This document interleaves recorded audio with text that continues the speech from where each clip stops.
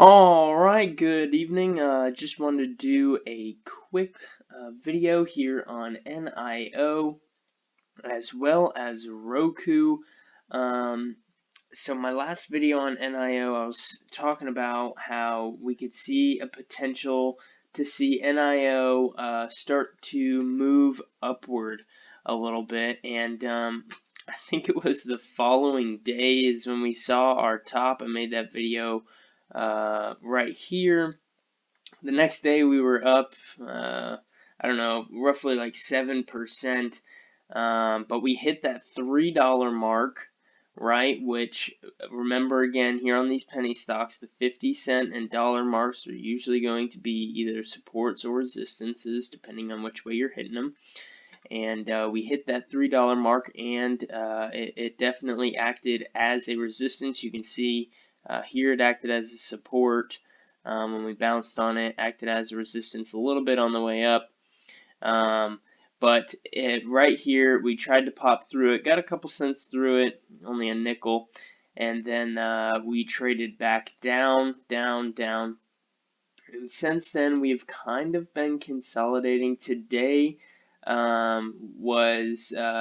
dipped a little bit lower than we had prior. We had gone down to 250, which is what my support level was here, was right around 250.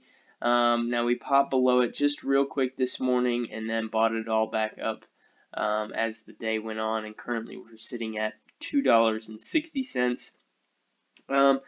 But I had said that if we started to move back down, to look to potentially make lower lows, and I think that still holds true.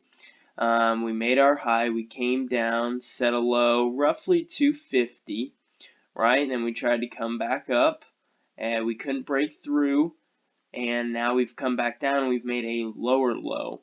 While it was bought up pretty quick, you need to make note that we did make a lower low, and so we could potentially continue to see this fall and go below $2.32.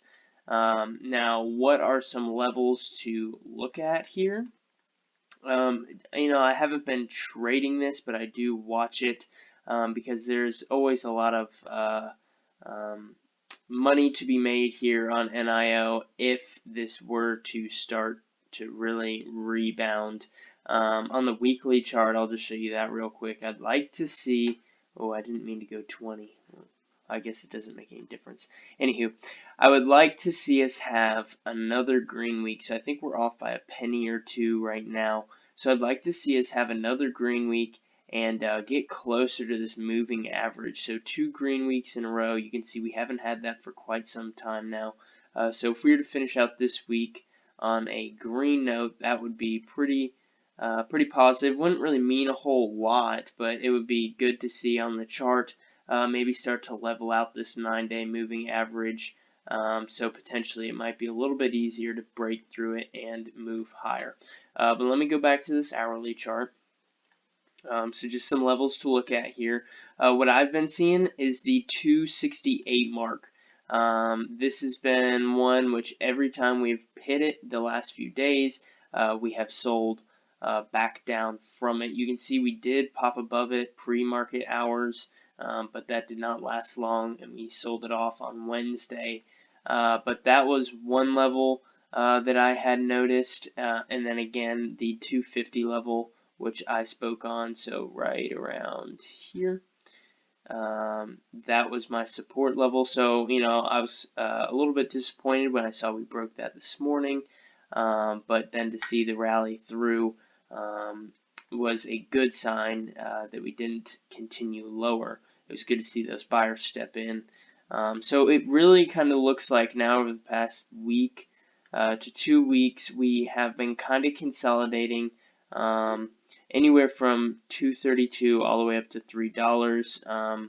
And this is kind of big here for NIO because, if you followed this company ever since we broke from these highs, it has been nothing but downhill. There really hasn't been a period of time where we've really consolidated. Sometimes we push up, but then we just get rejected and come back down, and that could very well be what this is.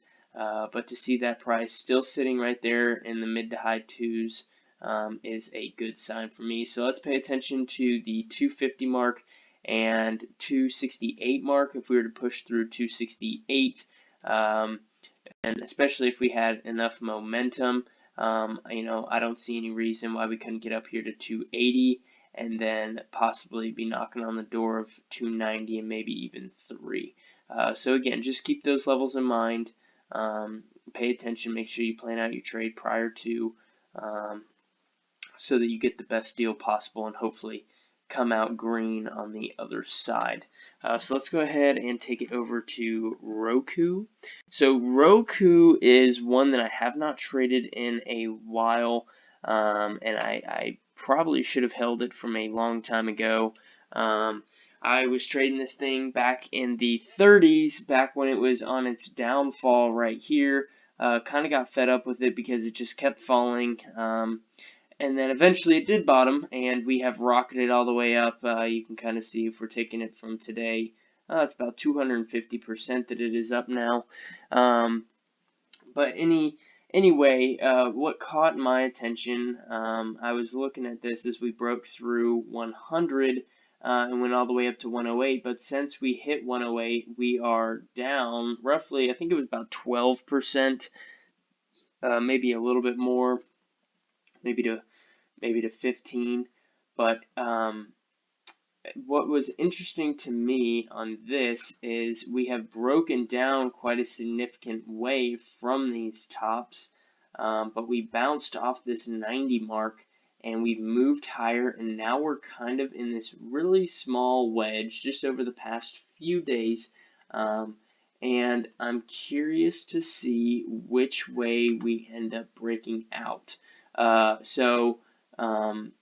It looks as if we're really just getting squished. I think tomorrow will be a good indication. These shorter term time frames make me believe that we are going to maybe pop higher, maybe up here to the, say, probably right around here in the mid 95 range. Maybe 95, 50 to 96 would be a good resistance. I don't know if this level right here at 94 is really going to provide all that much resistance if we do pop above it tomorrow morning. But the key level that I'm looking at on the upside is $99. So that's going to be right in here. So again, here is the 95.50 to 96 level, and then right up in here at $99. So right in here you have this low, and then here you have 100. So it's kind of a gap up from there. But again, here on the hourly chart, we do have these moving averages pushing down, which is a negative sign. But we're not overbought. Obviously, we just had this big decline. We're not overbought. PPO is looking decent. We did have a lot of wicks today on the upper side, so we really couldn't hold that price up, and it was mainly because we had this 50 pushing us down. So this might be a multi-day attempt to try and break back up towards that $100 mark.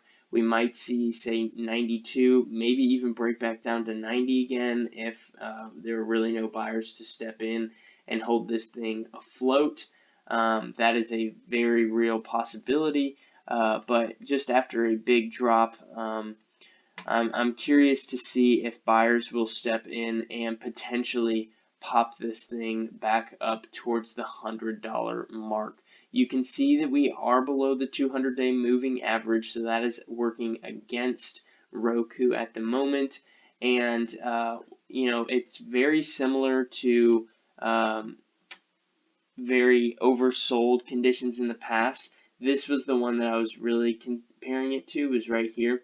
But the difference here is that we were above the 200-day moving average after the sell-off. So you can kind of see, if I was to draw this line, it was about a 20% drop, right?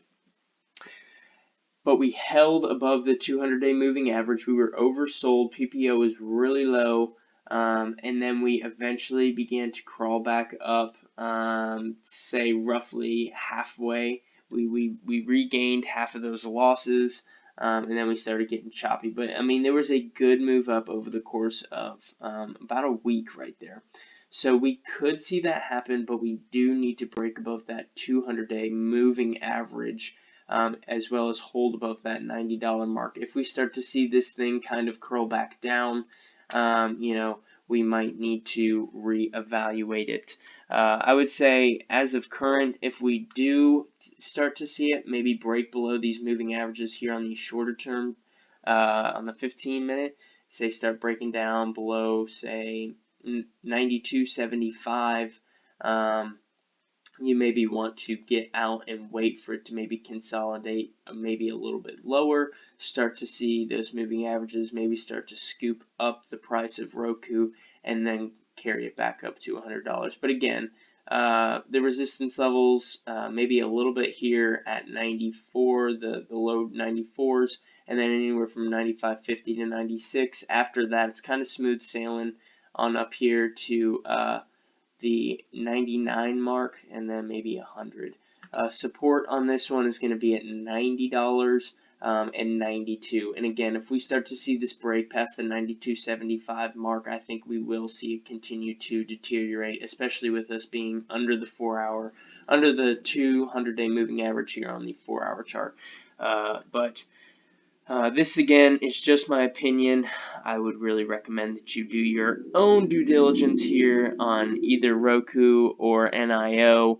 Really, any stock you should be doing some sort of analysis before you jump into it. But hopefully this helps and gives you an idea of some possible scenarios here on Roku. So I hope this video helped, and thank you for watching.